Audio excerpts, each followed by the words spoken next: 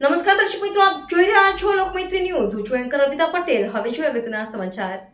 છોટાઉદેપુર જિલ્લાના નસવાડી ક્વાંટ અને છોટાઉદેપુરના 65 કિલોમીટરના માર્ગમાં 20 જેટલા બસ સ્ટેન્ડ જર્જરિત હાલતમાં જોવા મળ્યા હતા. છોટાઉદેપુર જિલ્લાના નસવાડી ક્વાંટ અને છોટાઉદેપુરના 65 કિલોમીટરના માર્ગમાં 20 જેટલા બસ સ્ટેન્ડ જર્જરિત હાલતમાં. આજુબાજુના ગામડાઓમાંથી લોકો ક્વાંટ, નસવાડી, છોટાઉદેપુર જવા માટે એસટી બસ અને ખાનગી વાહનમાં મુસાફરી કરવા માટે બસ સ્ટેન્ડ ઉપર આવે છે, પરંતુ જર્જરિત બસ સ્ટેન્ડ હોવાથી જીવના જોખમે લોકો બેસે છે. ચોમાસામાં બસની રાહ જોતા લોકો અમુકવાર વરસાદમાં પલળી પણ જાય છે.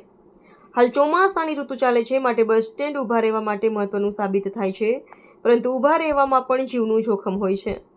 છોટાઉદેપુર જિલ્લાના તમામ તાલુકાઓમાં એસટી બસ સ્ટેન્ડ જર્જરિત અવસ્થામાં છે. સરકારે લોકોના હિત માટે બસ સ્ટેન્ડ બનાવવા જોઈએ તેવી લોકો માંગ કરી રહ્યા છે. રિપોર્ટર રફીક ગણીવાલા, છોટાઉદેપુર.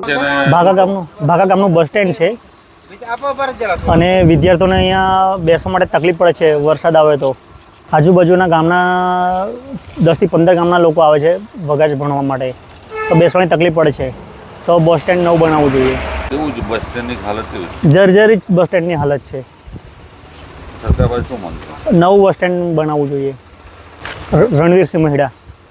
લોકમૈત્રી ન્યૂઝ સાથે જોડાયેલા રહેવા અમારા યુટ્યુબ ચેનલને સબસ્ક્રાઇબ કરી ફેસબુક અને ઇન્સ્ટાગ્રામ પેજને લાઇક અને શેર કરો.